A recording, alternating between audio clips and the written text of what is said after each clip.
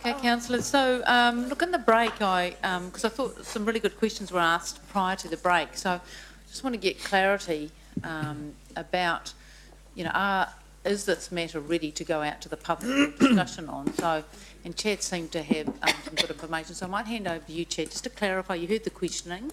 I just want to make sure we're all clear about what exactly the situation is, because there were good questions that were asked. Yeah. So in relation to the costs that have been worked up, they've been done by QS firm Ryder Levitt Bucknell, and they've been based on the conceptual design that's been put together for the redevelopment of Founders Theatre. The question around foundations is a good one. In terms of the costs that have been done, we've actually allowed to completely replace and rebuild the stagehouse. That would include new foundations, so that has been factored into the price already. In terms of the auditorium, the key concern from the engineering perspective at the moment, as we understand it, is that the auditorium it's got quite a big span. So you've got the two side walls that come out, and then you've got the roof that sits on top. The concern is around the diaphragm or the connection between the roof and the walls. So in an earthquake at the moment, the risk is that the walls could collapse and fall flat and take the roof with it, which then potentially look to pull the stagehouse in on the auditorium as well. So what needs to happen is to strengthen that building. We need to strengthen the connections between the roof and the walls so that if there's an earthquake, it all moves together and it doesn't basically fall over. So that work has been allowed in the cost as well. So we've actually allowed for most of those concerns to be picked up and addressed as part of the costing and the design. Look, there is some risk that there might be a little bit of extra work required, but it's not in the magnitude of the tens of millions of dollars. It's going to be much smaller if there is anything extra there. So is that, just to clarify that then, so irrespective of what the drilling in the walls shows, that strengthening between for the connection between the stagehouse and the auditorium is something that does need to be done in any event? Yes, it would, yeah. Right, okay. And that's where the cost, that's part of the component costs in this budget that's been given in the business case. Yes, because as you've been told, basically it's the flying system needs to be replaced, but then to do that we need to strengthen the stagehouse, which then connects into the auditorium, so it's a flow-on effect. Right, okay. Okay, so from your perspective then, are you comfortable that this is ready for a discussion with the public? With the information you've got now, because I think they were good questions about the Councillor King and Councillor Mallett were asking. Are you comfortable that it's ready? Yes, you wish. I certainly am comfortable with it. As I said earlier on, we've done these calculations with our advisors on a worst case scenario. You never say never, of course, but we think that it's pretty solid. And if I could just add, even if we were to go out to consult and we can easily pose the question, if the refurbishment option isn't an option, or we find that it's not an option, what do you still think about the other two options? Which way would you go then? So we can certainly couch our engagement with the community along those lines, so we can cover that. What risk is there in the margin of error, given, Chad, you seem to know quite a lot about where the engineers are at with it? What risk or margin of error is there that it would be less than 20 million? Because I think that this seems to be a topic of quite some discussion. It's probably unlikely to be significantly less than 20 million because of like I say, it's the flow-on effect. So as soon as you start one thing, you have to basically do everything. Do everything else. It just concertinas out. Yes. Yes, okay. All right. So are there further questions on what Chad said? Yeah, Councillor King. So what NBS are we aiming to bring this building up to? That would need to be determined as part of the design process. I'm not sure what the requirements are from a building code. I think it may be sort of 2/3, so 67%, but I'm not 100% sure on that.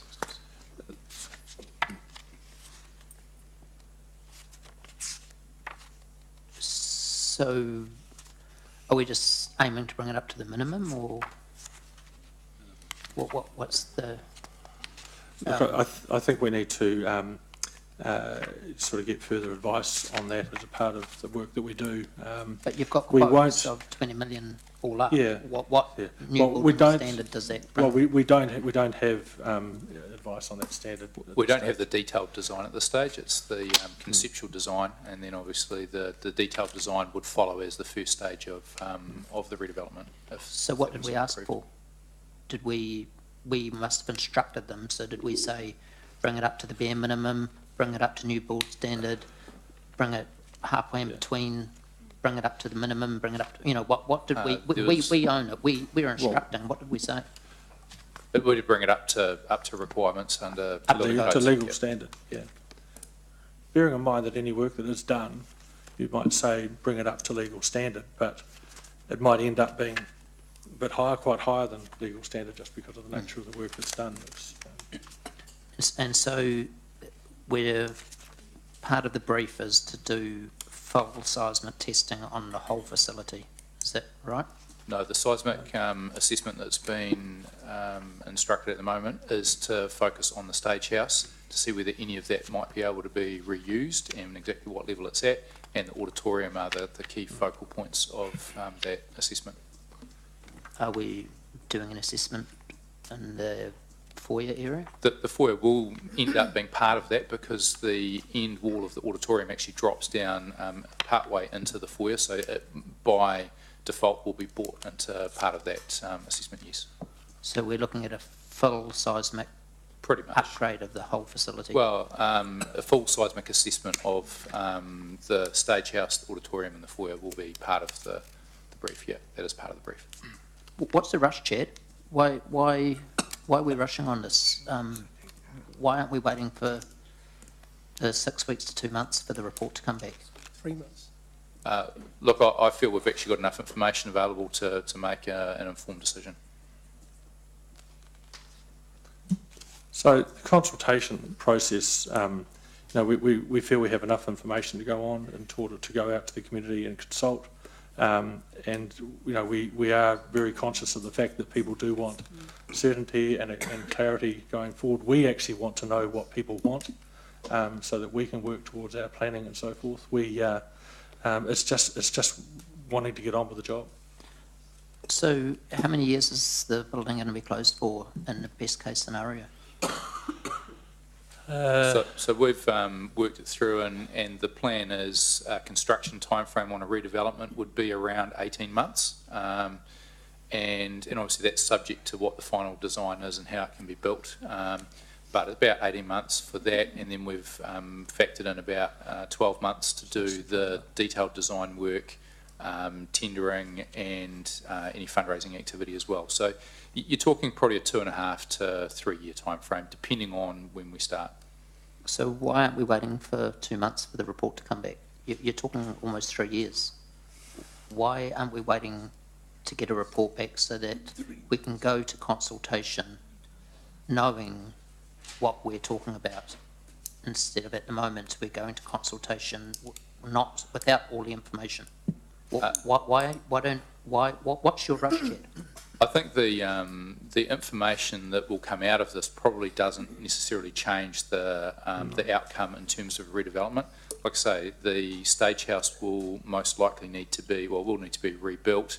It's whether part of it may be able to be reused or whether you start from scratch, and that's probably more of a cost factor. And like I say, the auditorium, we've got a pretty good handle on what needs to be done there, and that's been factored into the costing. So we've got the information available. So you're saying, Chad, there's no reason to wait for the report? Not in terms of going to consultation, no.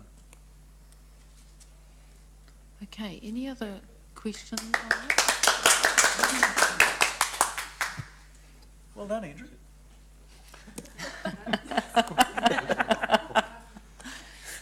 No, good questioning. Okay, any other questions? Right.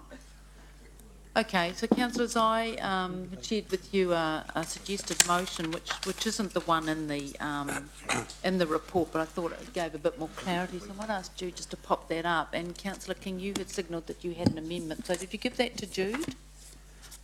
I'll just get my head around your motion first. Did you give Jude your one, what you wanted to put up? I may not want to put it up. I'll just get my head around your motion all right.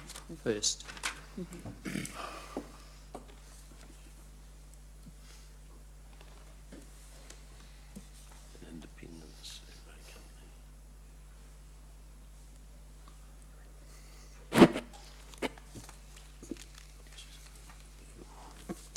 So I just need to check, so Sean and Chad, are you comfortable with that and the time frames? Is that stuff that you can work yes. to? Yes, we are. Is there any clarity needed on that? I just want to make sure it's okay for you. No, I think that's good, Your Worship. We can work to that. Okay.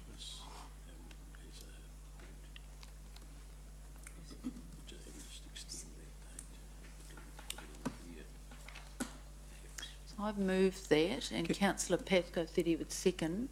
I'm just looking to Andrew. I'll just, yes.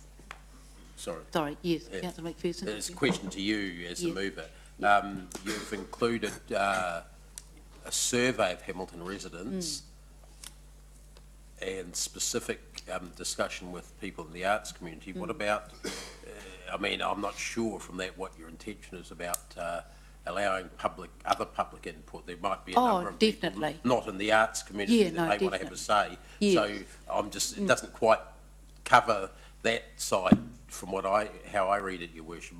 Yeah, so what I intended was absolutely the normal engagement process, but Okay. I wanted staff to specifically, that's why I put that the process is to include those things, because ordinarily they wouldn't do a survey by an Correct, independent, yes. so I wanted to make sure that was covered, but I'm assuming that Yes. you would conduct your normal engagement process, and when you bring this back to us at the next council meeting, you'll set out what that would be, like, you know, where open Yes. days and all that stuff. Yes, that's First correct, Your bullet point Worship. covers that off. Yeah, Discussions sorry, on if I public can. engagement. Yeah, no, quiet, because Councillor McPherson's talking, yeah. So I've always had a problem with displays and that, because that's not consultation, that's information.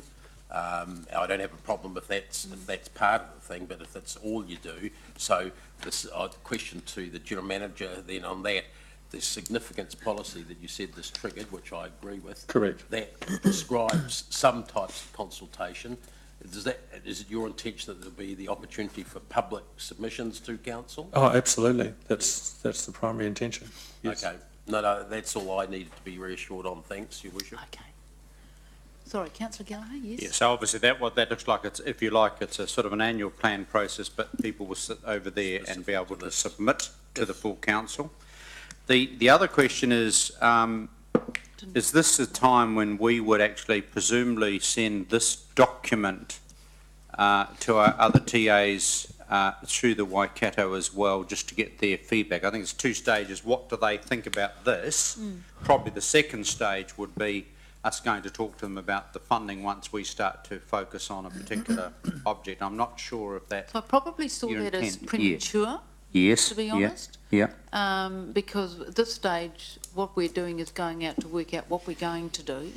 And what we're going to do will then inform how we might then approach the next stage. Right. But I'm just wondering, I'll get some guidance here. Given that the users of the theatre are extend beyond our boundaries, it might be helpful in doing the independent survey, clearly identified that in the sample pool, and in my mind that's a 2,000 plus sample pool, there are also people who are from the Waikato who are surveyed, so that we've kind of got a bit of a mix. Yeah, I think that's a very good It's idea. really important Yeah. that we have a large sample size from Hamilton, but I'm sure the cost would be marginal to maybe do 1,000 outside the boundary or something like that. No, that's correct. I think we'll absolutely factor that into the plan. Maybe I might just include in the bullet point then a survey of Hamilton residents and people living in the Waikato. And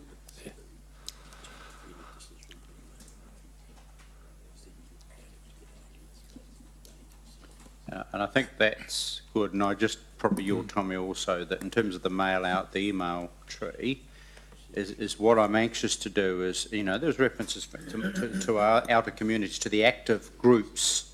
So when we talk about the arts community and relevant organisation, then presumably that's kind of the Waikato arts community. I don't know how, I'm not saying that you go to everything, but just, we've got Creative Waikato, we've got Yes. Operatic, we've got a number of things who are actually regional organisations, you know, quite apart from being domiciled in Hamilton. But I'm just wanting to pick up, to capture, you know, the Cambridges and the Tiamutas in terms of some active groups there that may have... Yeah, absolutely. We'll go far and wide on this. I think the important thing, and this will become clear when you bring it back, for our approval at the next council meeting, but if this motion becomes the resolution of the council, you need to clearly identify what are resident ratepayers and what are those outside the boundary, because at the end of the day, as councillors frequently point out, it's the Hamilton ratepayers that are paying, so to speak. Yes. Will do.